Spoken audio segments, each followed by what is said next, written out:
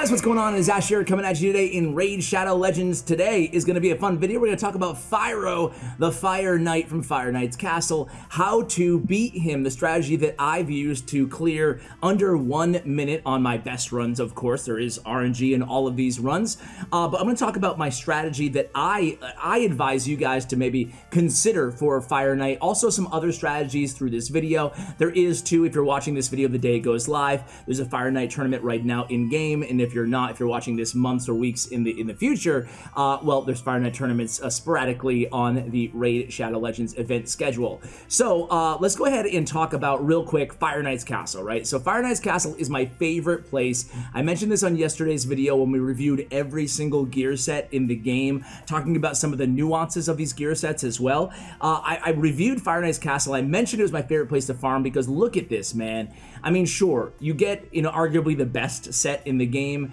in speed, in Dragon's Lair. There's some good sets in every dungeon in the game. There's a reason to farm it. There's not one dungeon that you're like, yeah, all that gear sucks, I'm all set. But Fire Knight's has the most sets that I'm very, very interested in the game. Shield, I think, is one of the best sets inside the entire game. Immunity is amazing for Gold 4 and beyond in the arena. Crit damage is fantastic. Stun in Savage. So really, stun, Savage, crit damage, shield, immunity is what I'm after here. So 5 gear sets that I want. I think the other dungeons, it's only 2 or 3. So I'm spending a lot of my time in Fire Knight's Castle for that reason. So I want to show you the team. It was actually, believe it or not this team that got me my best time in Fire Knight's Castle. I used Apothecary. I was testing out for this video the last couple nights, and Apothecary in the lead actually got me a faster score than Lysandra, but it was extremely luck-based, okay? And I'll tell a little bit about why. And I want to, before we click battle here, I want to get into my strategy against the Fire Knight. You'll notice that I run 2 Cold Hearts, okay? So 2 Cold Hearts is, and I'll show you my champions here so you don't have to just stare at the screen. But 2 Cold Hearts is an aggressive strategy for Fire Knight, but I do think if I pull up like a Yuumi Love here, check it out, right? You'll see they rank all the, this is a great website, guys, to check out for any dungeon, any champion in the game. You can see, you know, the Fire Knight skill sets and whatnot. You guys already know pretty much about how his shield works, you know, 10 hits to take it down, or he does the extra damage, reduces the max HP by, what is it? Reduces max HP by, where the hell is it? Oh, 15%, 15%. Okay, so guys, they rank all these champions, right? And you can see, man, Harvest Jack, Lord Chazar, Nethril, Raglan, Razin, like all these champions, Blind Seer, Biggin, Arbiter, in Legendary, 5-star Legendary champions for Fire Knight's Castle. And then you go down a little bit too, and you see 5-star epic champions: Allure, Beardal Fellhammer, Juliana, Lightsworn, Steel Skull, Talia, Tyrell, etc. Vergis too is on there. And the thing is on my teams, I prefer, like, I would so much rather, I think that Cold Heart, let me just cut to the chase here. Besides Allure, I think that Cold Heart is better than all of these champions in Fire Knight's Castle.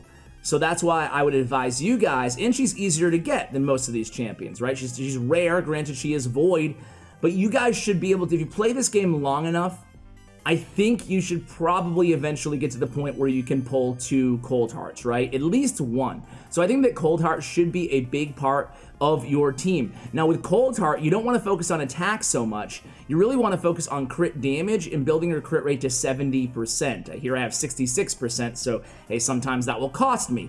But 70% crit rate, put crit damage gauntlets on her, and you're looking for speed and accuracy. Speed, accuracy, crit damage, okay? For Fire Knight's Castle, the #1 thing that you should be looking for on your champions at the very start of creating an optimized team for Fire Knight is speed.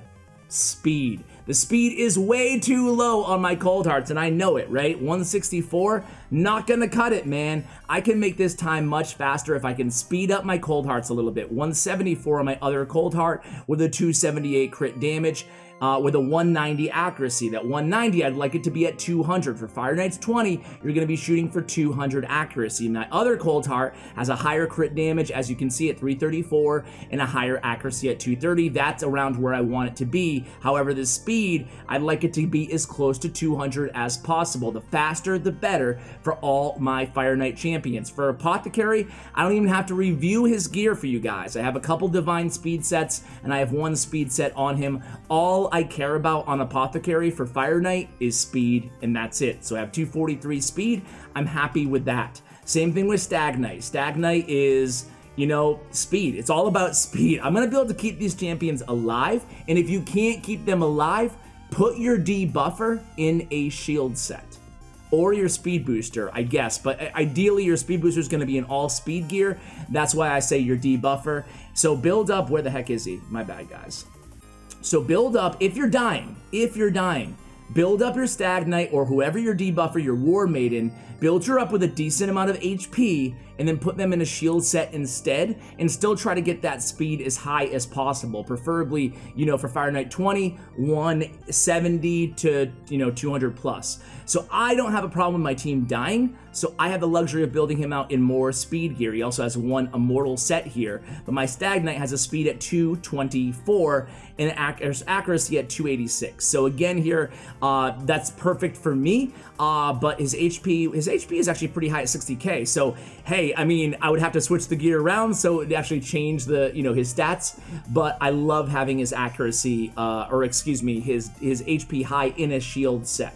So let's go ahead. The final champion is Seer on this team, and of course Seer is there for the waves, and if you don't have Seer, no worries, just go with a strong nuker. Does not have to be a multi-hitter. If you're running Apothecary as your speed booster, he has the 3-hit on his A1. You have 2 Cold Hearts with the multi-hitters on their A1s. 3 champions with multi-hitters on their A1 is all you need for Fire Knight. Sure, if you have 4 or 5, that's even better, but you don't have to worry or stress out about saying, oh, Seer only has 1 hit on her A1, what am I gonna do? Stag Knight, same thing. Don't have to stress about that. My Seer here is at a pretty good speed at 195, a lot of crit damage at 272, and that's about it for my Seer. So let's go ahead, and she has Savage gear, I should mention that. That's really important on my Seer because I think that Seer is really, really good in Savage gear.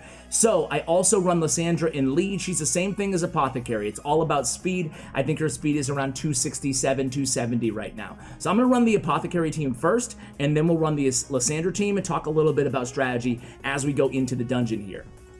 So the thing you want to watch here, the first wave should be only about 10 to 12 seconds long. The second wave is where people struggle in Fire Knight, and that's where, again, having that shield set, one champion with high HP built in a shield set is really going to dramatically help you out, because look at these champions, man. You have to be very careful. They're very hard hitting here that we're facing up against, so you have to be, you know, especially Errol.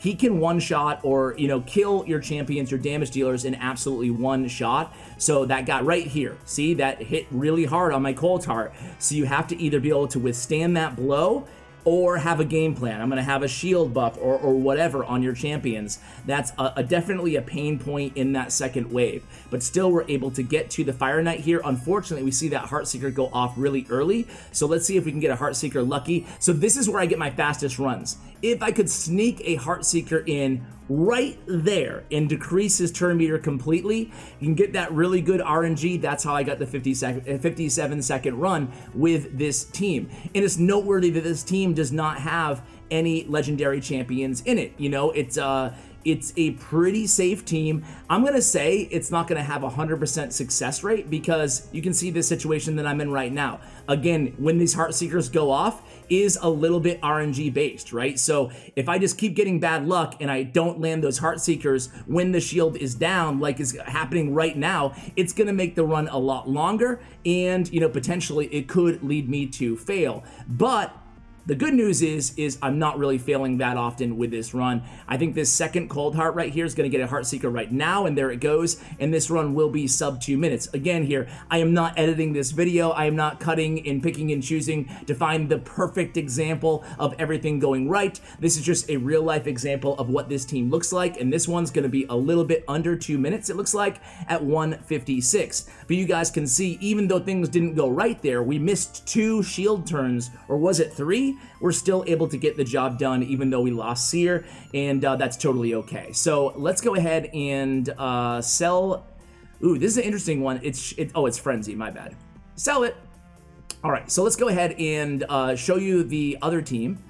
And again, if you don't have 2 Cold Hearts, if you have Allure, you can run Allure in one of those spots. It's going to make your team a little bit slower, but it's also going to make your success rate go up, right? So I'm going to run Lysandra in the lead now, and we'll see. Lysandra sometimes takes a little bit longer getting through the first 2 waves as compared to Apothecary in the lead, believe it or not. However, she's much better when we actually get to the Fire Knight, because the whole thing with my strategy, or I should say not my strategy, like I came up with it, but my preferred strategy inside Fire Knight's castle is I'm not worrying about loading my team up with, you know, I have Krutraxa, I have Foley, I have Brachus, I have all these amazing, like, strong multi-hitting champions. But for me, I don't care so much about multi-hitting as long as I have turn meter manipulation, because it's all about, even if it takes me a little bit longer to get the shield down, I'm okay with that. I just want that shield to be able to stay down, and that's how you start improving your run time and your success rate against the Fire Knight. So just like I said, I believe this is a little bit longer in terms of this run, and look at that. We just got 2 Heart Seekers and an Exhaustion. All 3 of our abilities that we need to keep that shield down. Golly, that really sucks. And now we'll see how it goes. But again, the key here is 3 champions with turn meter reduction. Now on this team, I don't have the heals of Apothecary, but we get the Exhaustion landed right there. That's good. So this is probably going to be about 1 minute and 40 seconds or so. Of course, 1 more turn or 2 more turns on both of the Cold Hearts to get those Heart Seekers down. And I'm mentioning Energize, Heart Seeker right there, and I'm mentioning what the heck is Lysandra's A2? Exhaustion, because those are the abilities that reduce turn meter. And again, there's a lot of champions out there in the game that have a big turn meter reduction. You want to go ahead and find any of those champions that you might have maybe sitting in your vault and use them on your Fire Knight's team. And even I mentioned Allure several times in this video. Even with Allure, go ahead and put her in Fire Knight's 20, even though it's a negative affinity matchup, because she will still shine and keep that shield down. That's what it's all about here. So again, you know, both of these times right shy of 2 minutes on both of these teams, but I figured, you know, I've shown kind of this team off in several other videos with a few different kind of gear or champion substitutions. So I figured I'd do a dedicated video talking about my strategy that I prefer on Fire Knight's Castle. And there you have it. One final note on Stag Knight on this team, guys, is that I prefer Stag Knight. I don't want to like take shots at Tyrell because he's a great champion, right? He's one of the best epic champions in the game. But I think that the 4-turn cooldown in dungeons really, really, really hurts you. I would much prefer a Stag Knight or even a War Maiden in Fire Knight's Castle, especially given the affinity matchup. So Tyrell is fine. You'll see him on a lot of top tier, like S tier lists for Fire Knight, and I would respectfully disagree with that. Of course, if you don't have another debuffer, that's totally understandable. But again, for me, with a 4-turn cooldown on a decreased defense, just not what we need. I'd much rather have Stag Knight. I think that Stag Knight in dungeons is head and shoulders better than Tyrell, unless, huge caveat here, unless you really need that defense aura that Tyrell has. But I'd much rather the decreased attack and the decreased defense both on a 3-turn cooldown. Then you build him with high speed, and it's pretty much always up when you need it. So anyway, guys, that is the team. Thank you so much for watching. Hey, subscribe if you enjoyed the content here on the channel. I appreciate you guys, and as always, take care, guys.